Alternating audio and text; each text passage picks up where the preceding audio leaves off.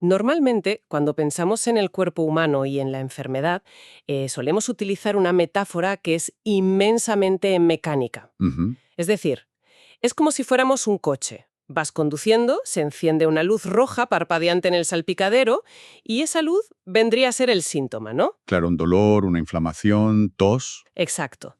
Entonces llevamos el coche al taller, el mecánico cambia la pieza o simplemente apaga la luz y, oye, problema resuelto. Es algo muy limpio, muy binario, el síntoma es un error que hay que corregir. Sí, sí. Y fíjate que es una visión tremendamente reconfortante para nosotros, Ya. porque clasifica el síntoma como un simple fallo, un enemigo invasor, ya sea un virus o una disfunción, que, bueno, debe ser erradicado lo antes posible para volver a esa supuesta normalidad. Pero, a ver, ¿qué pasaría si esa luz roja parpadeante en el salpicadero no fuera el problema en absoluto? Ostras, esa es la gran pregunta. Claro. ¿Qué pasaría si fuera un intento desesperado, coordinado y súper inteligente del propio organismo por salvarse a sí mismo? Pues bienvenidos y bienvenidas a nuestra inmersión profunda de hoy, donde vamos a explorar un material fascinante que, os aseguro, nos obliga a cambiar drásticamente nuestra visión de la biología. Totalmente. Vamos a desgranar unas transcripciones muy detalladas de conferencias magistrales sobre la teoría fundamental de la homeopatía clásica.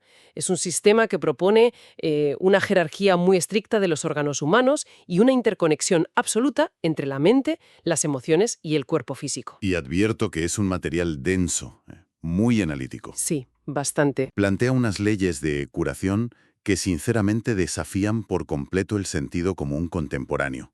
Yo me quedé fascinado al leerlo. Para entender esta filosofía, el primer paso indispensable es abandonar esa idea de que la enfermedad es una fuerza externa maliciosa. Vale. Bajo este paradigma, la enfermedad no es el virus, sino el desequilibrio interno, y los síntomas son, de hecho, la cura en pleno proceso. O sea, la idea central aquí, para quienes nos escuchan, es que una fiebre de 40 grados o, no sé, unas pesadillas recurrentes no son el enemigo a batir. Exacto, no lo son. Son el resultado directo de nuestro mecanismo de defensa intentando restablecer el orden. Es decir, la fiebre no es un daño colateral, es el organismo elevando su temperatura deliberadamente para crear un entorno hostil y, bueno, quemar a las bacterias invasoras, por así decirlo. Eso es. Y claro, si detienes esa fiebre de forma artificial con una pastilla, el cuerpo se queda de repente sin su principal herramienta de defensa táctica. Le cortas las alas. Madre mía. Vale, vamos a desglosar esto porque me parece clave. Esta es la base de la gran regla sobre la que pivota todo este sistema, ¿verdad? Sí, la regla de similia similibus curentur, que en latín significa básicamente lo similar cura lo similar. En lugar de contrarrestar el síntoma, esta doctrina busca imitarlo. Ujú. La lógica energética detrás de esto es brutal. Si el cuerpo ya está generando un síntoma para curarse, introducir una sustancia que provoca ese mismo síntoma en una persona sana crea una especie de resonancia. O sea, se le da al mecanismo de defensa la información exacta y el empuje vibracional que necesita para terminar el trabajo que, bueno, que ya había empezado. Exactamente. Le das el mapa y el impulso. A ver, creo que podemos usar una analogía para esto porque choca frontalmente con nuestros instintos de supervivencia más básicos. Venga, dale. Tratar un síntoma bajo esta premisa sería como ver un coche atascado en un barrizal, ¿no? Con las ruedas girando a toda velocidad, salpicando barro por todas partes. La medicina convencional consistiría en poner un muro de cemento delante para detener las ruedas y frenar el caos visible. Claro, paras la rueda, paras el barro. Exacto. Sin embargo, este enfoque clásico consistiría en empujar el coche exactamente en la misma dirección en la que ya está acelerando. Se le da ese impulso extra y final para que el vehículo logre salir del bache por su propia fuerza. Es una excelente manera de visualizarlo, la verdad. Y ese impulso extra es lo que en este ámbito se denomina agravación homeopática. Agravación, vale. Suena un poco aterrador, ¿no? Un poco, sí, pero es un concepto biológico y energético crucial. Al administrar el remedio adecuado, se produce un empeoramiento temporal y muy cortito de los síntomas originales. O sea, te pones peor antes de ponerte mejor. Exacto. Si hay dolor de cabeza, la intensidad subirá un poco más durante unas horas. Si hay fiebre, vas a experimentar un ligero pico. Pero ese pequeño pico no es un empeoramiento real de tu salud. Vale, vale. Es la chispa de energía exacta que el sistema inmunológico necesitaba para superar el estancamiento y llegar a la verdadera curación. Ya entiendo. Y fíjate, hay un ejemplo muy ilustrativo en los textos sobre la diferencia entre eliminar un síntoma y curar realmente a una persona. Así, el caso de la fobia. En una estrategia de psicoterapia de choque tradicional, a este individuo se le obliga a meter las manos en un inodoro público lleno de suciedad. Sí, sí, a lavárselas ahí directamente. Una terapia de exposición extrema. Exacto. El impacto emocional y el trauma son tan brutales que, efectivamente, la fobia específica a los gérmenes puede desaparecer de golpe. Por la sobrecarga total del sistema nervioso, claro. Eso es. El síntoma visible se apaga, la luz del salpicadero desaparece. Pero el matiz crítico aquí es entender cómo opera la energía de ese trauma. El organismo, al verse privado de su válvula de escape original, que era la fobia a los gérmenes, simplemente va a reemplazar esa fobia con otra enfermedad mental diferente. Y quizá mucho más profunda, ¿no? Totalmente. ¿Se ha eliminado la manifestación externa mediante un shock extremo? Sí, pero el desequilibrio subyacente, la raíz del miedo, sigue intacta. El paciente sigue estando profundamente enfermo, solo que ahora su patología utilizará una máscara distinta. ¡Qué locura! La filosofía que estamos analizando no busca asustar al síntoma ni reprimirlo. Busca llegar a la perturbación energética inicial que lo hace necesario. A ver, espera, aquí tengo que hacer un poco de abogada del diablo. Me parece perfecto, adelante. Si asumimos que absolutamente todos los síntomas son intentos heroicos del cuerpo por salvarse, a mí me surge una duda inmensa. ¿Por qué algunas dolencias parecen súper superficiales y otras destruyen la vida de una persona? Es decir, ¿por qué es más fácil tratar un resfriado que una depresión crónica? Pues mira, para responder a eso hay que entender cómo este paradigma estructura la anatomía humana. No somos un simple saco de células para ellos. Ya. El ser humano funciona en 3 niveles distintos conectados por una fuerza unificadora. A menudo la llaman fuerza vital o bioenergía. Es como, digamos, el sistema operativo del cuerpo. El software, vale. Y existe un orden jerárquico inquebrantable de supervivencia. En la base, el nivel más periférico y prescindible, está el nivel físico, o sea, la piel, los músculos, las articulaciones. Ujú. En el medio se sitúa el nivel emocional, que abarca la ansiedad, la ira, las fobias, los apegos. Y en la cúspide, el núcleo más protegido por el organismo, está el nivel mental. Que sería la coherencia, el intelecto, la conexión espiritual, supongo. Exactamente. Entonces, la regla de oro de este sistema es que la curación verdadera, siempre, sin excepción, debe ir de adentro hacia afuera. Siempre. Es decir, el núcleo mental debe sanar primero e ir empujando esa basura energética, por llamarla de algún modo, hacia los niveles inferiores, hasta expulsarla por el nivel físico. Eso es. El mecanismo de defensa siempre va a intentar mantener cualquier desequilibrio lo más lejos posible del centro vital. Si tu fuerza vital es fuerte, empujará la enfermedad hacia la periferia, hacia afuera. Uf, pues me cuesta horrores aceptar la conclusión lógica de esto, ¿eh? Ya a mucha gente le pasa. Porque según esta jerarquía tan estricta, una enfermedad física visible, aparatosa y terrible, como una erupción purulenta y dolorosa que te cubra toda la piel, es en realidad un estado de salud mejor o más seguro que una depresión silenciosa donde la persona luce un cutis perfecto. Pues, por muy contraintuitivo que nos resulte, la respuesta es un rotundo sí. ¡Ostras! Sí. La piel es el órgano de sacrificio por excelencia.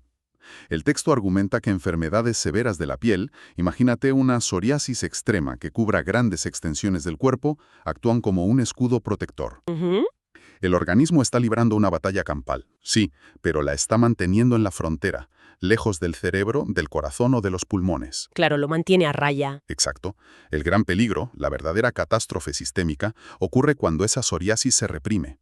Si mediante tratamientos externos fuertes como cremas con corticoides muy potentes se suprime esa erupción, el organismo pierde la batalla en la superficie. Claro, la luz roja del salpicadero se apaga, la piel se ve limpia y perfecta, pero el motor empieza a fundirse por dentro porque la presión no ha desaparecido, simplemente se ha reubicado. Esa es la mecánica pura de la supresión. La energía patológica no se evapora, retrocede y penetra en capas mucho más profundas. La trayectoria clásica que describen en las conferencias es escalofriante. A ver, cuéntame. Primero, esa supresión en la piel degenerará en afecciones articulares, causando, por ejemplo, artritis psoriásica. Vale. Si eso también se suprime con más medicación, la inflamación puede migrar a órganos vitales, provocando asma severo. Y en el peor de los escenarios, si la fuerza vital está totalmente arrinconada, la patología penetrará hasta el nivel mental, desencadenando trastornos psiquiátricos gravísimos como la esquizofrenia. O sea, el caos ha llegado al centro de mando. Exactamente. Bueno, si comprendemos que empujar esa batalla hacia el interior del cuerpo es, bajo esta óptica, un acto tan destructivo, llegamos inevitablemente a la postura más polémica de todo este marco teórico. Y aquí, de verdad, quiero hacer una pausa que me parece fundamental. Sí, adelante. Nuestro objetivo hoy, para quienes nos escuchan, es reportar y diseccionar imparcialmente los argumentos de esta filosofía tal y como están planteados en los textos originales, sin tomar partido ni emitir juicios de valor. Por supuesto, no estamos dando consejos médicos, ni muchísimo menos. Claro, estamos explorando una lente diferente, no recetando verdades absolutas, pero es imperativo exponer que esta visión lanza una crítica durísima contra las prácticas cotidianas de la medicina moderna. Es una confrontación directa de paradigmas, no hay otra forma de verlo. La crítica se centra en lo que ellos denominan alopatía, que es la medicina convencional moderna basada en fármacos y cirugía que busca eliminar los síntomas por oposición. Ya. El argumento sostiene que el uso generalizado de antibióticos para cualquier infección menor, los tratamientos crónicos con cortisona para silenciar inflamaciones y, muy notablemente en este marco, las campañas masivas de vacunación actúan como mecanismos de supresión sistemática. La premisa es que, al obligar químicamente al organismo a alterar su estructura profunda para no mostrar respuestas inflamatorias superficiales, se le está exigiendo un peaje biológico incalculable. Se afirma que esta constante supresión desde la infancia es la responsable directa de empujar las enfermedades de la humanidad hacia el sistema nervioso central. Es audaz, la correlación que establecen. Muy audaz.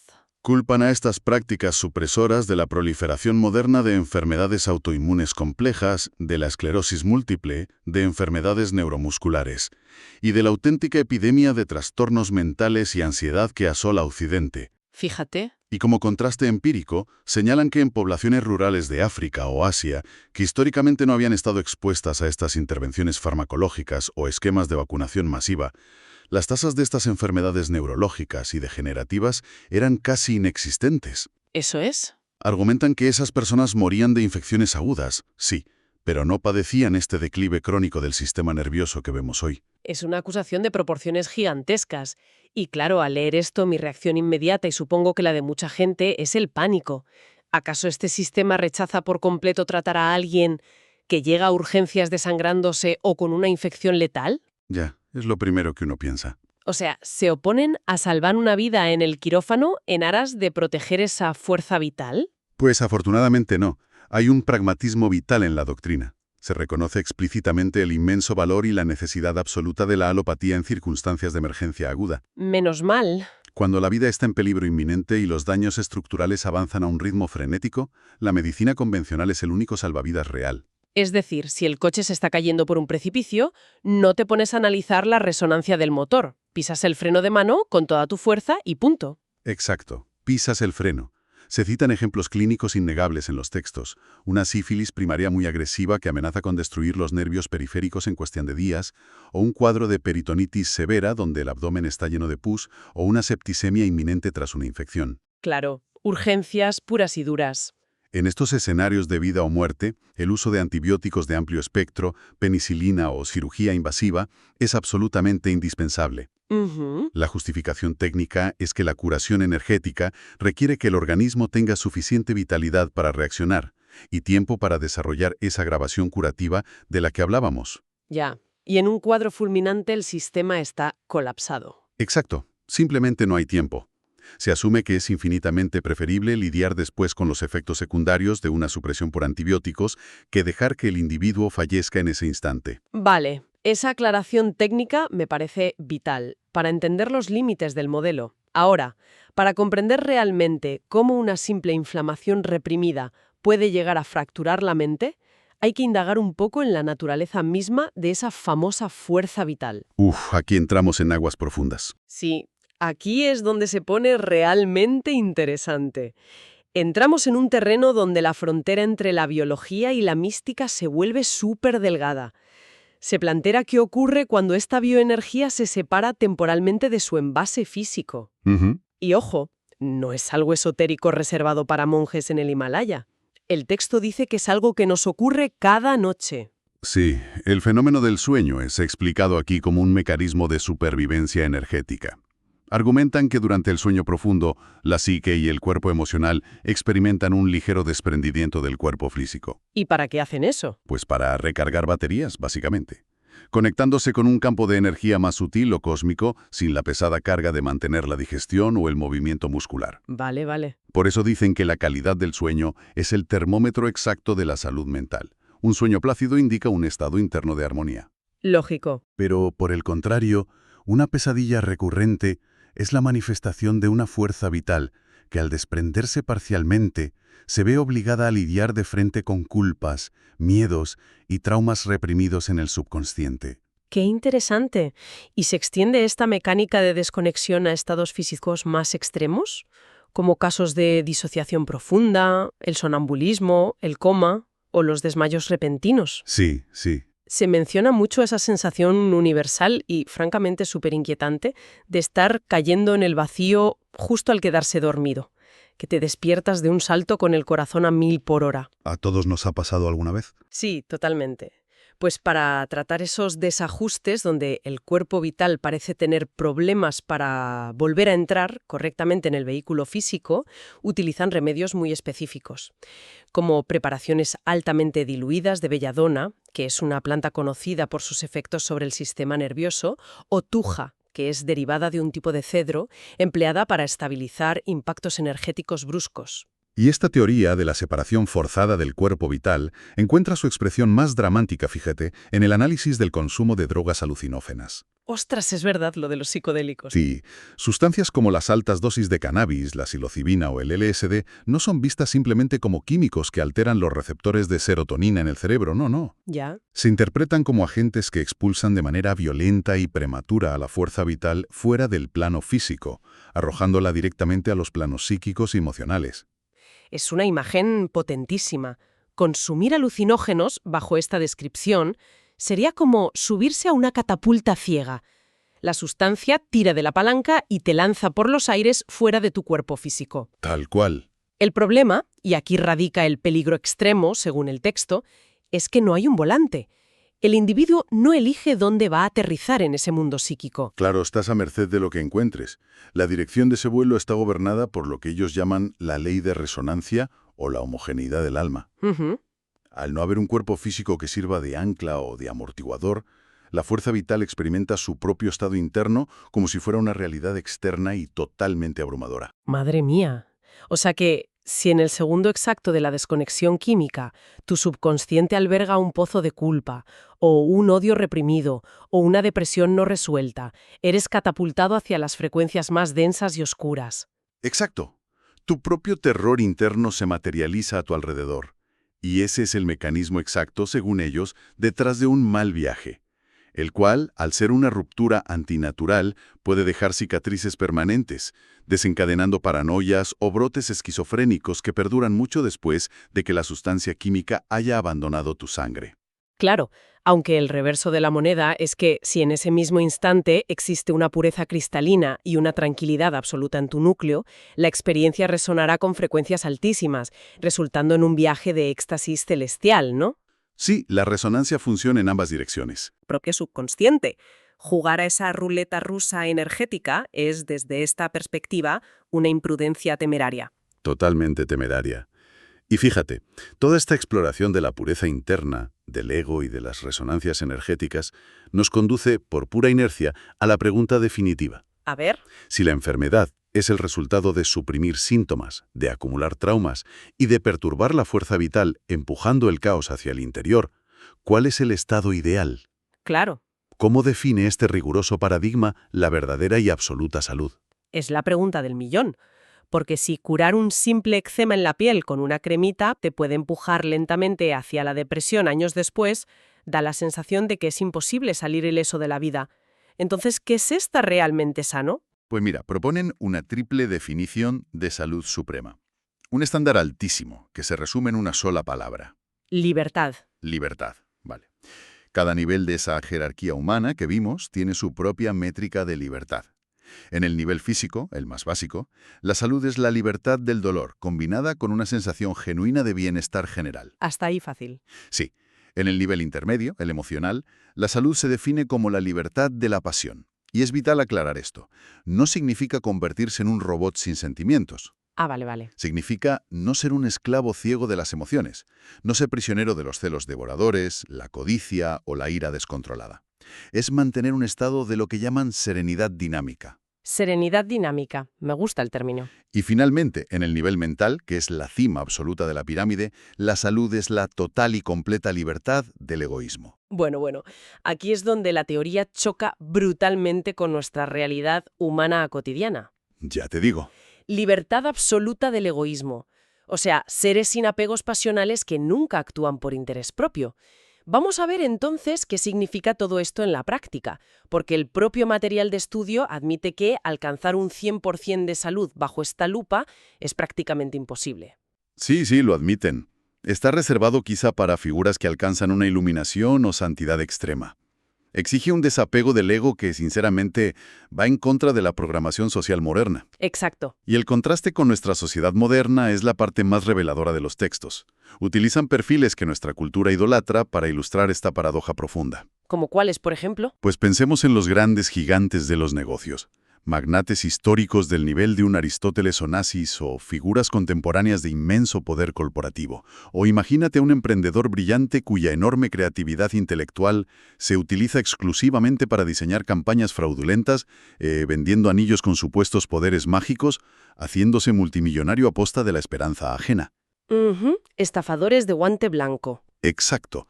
La sociedad muchas veces aplaude esa agudeza mental, esa ambición arrolladora y ese estatus financiero. Se les consideran la cúspide del éxito vital. Sí, aparecen en las portadas de las revistas, se les percibe como individuos en la cima de su capacidad, rebosantes de vigor, de salud mental y de triunfo. Son el modelo a seguir, nos guste o no. Ya, pero bajo el estricto prisma de esta filosofía bioenergética, esa realidad se invierte por completo. ¿Dándole la vuelta a la tortilla? Totalmente. Su inmenso egoísmo, su incapacidad para la empatía y su necesidad patológica de aplastar a la competencia para acumular recursos que jamás podrán gastar, no son indicadores de vigor. ¡Ostras! Son la prueba fehaciente de una enfermedad mental y espiritual en su etapa más avanzada y terminal. Es una podredumbre en el nivel más alto de la jerarquía humana. Vaya tela. Aunque su cuerpo físico no tenga fiebre y sus análisis de sangre sean perfectos, su fuerza vital está en un estado de colapso profundo. El egoísmo extremo, según ellos, es la máxima expresión de la enfermedad. Es un viaje intelectual absolutamente contundente y vertiginoso, de verdad. Vamos a recapitular un poco todo el terreno que hemos cubierto hoy, desgranando este complejo paradigma porque tiene tela. Sí, hemos visto muchas cosas. Hemos comenzado derribando la idea del síntoma como enemigo, comprendiendo que la fiebre y la inflamación son mecanismos de defensa de una sabiduría biológica, según ellos, impecable. Hemos analizado el inmenso riesgo que, según esta doctrina, supone suprimir agresivamente esos síntomas en la superficie de la piel, obligando a la enfermedad a retroceder y a trincherarse en el sistema nervioso o en la psique profunda. Efectivamente. También hemos explorado la naturaleza de la fuerza vital, cómo se desprenden los sueños y el grave peligro de expulsarla artificialmente a través de sustancias químicas. Y finalmente, hemos coronado la pirámide con esa definición casi inalcanzable de la salud como un estado de triple libertad, sin dolor físico, sin pasiones esclavizantes y sin la dictadura del ego. Es que exige una reevaluación completa de nuestra relación con el malestar. Nos obliga a practicar una autoobservación constante y a cuestionar la definición misma de lo que consideramos curar. Totalmente. Plantea que quizás el camino no sea silenciar al cuerpo mediante la fuerza química, sino aprender a escuchar y decodificar el mensaje exacto que el desequilibrio interno nos está enviando a través de la enfermedad. Pues mira, toda esta disección me deja con una reflexión final, que creo va un paso más allá de los textos originales y se clava directamente en el corazón de nuestra rutina contemporánea. A ver, cuéntame. Si la salud suprema, como defiende este sistema, reside en la ausencia de pasiones obsesivas, en el equilibrio sereno y en la liberación total del egoísmo, resulta fascinante observar nuestro mundo actual. Ya te digo. Vivimos en la era de la hiperoptimización. Hay una obsesión casi religiosa por alcanzar la dieta macrobiótica perfecta, por ingerir el cóctel exacto de decenas de suplementos diarios, por medir con relojes inteligentes cada fase del sueño, cada latido y cada paso, persiguiendo rutinas de bienestar llevadas al extremo absoluto. Es verdad, estamos obsesionados con los datos de nuestra propia salud. Exacto. Entonces, cabe preguntarse, para quienes nos escuchan, ¿no se habrá convertido nuestra propia búsqueda fanática e implacable de la salud perfecta en la misma pasión descontrolada y en el mismo egoísmo narcisista que, irónicamente y según esta misma filosofía, nos mantiene fundamentalmente enfermos del alma? Ostras, qué buena paradoja. Sí. Quizá la verdadera salud no consista en tener un salpicadero impecable sin luces parpadeantes, sino en, por fin, perder el miedo patológico a conducir el coche. Hasta nuestra próxima inmersión profunda.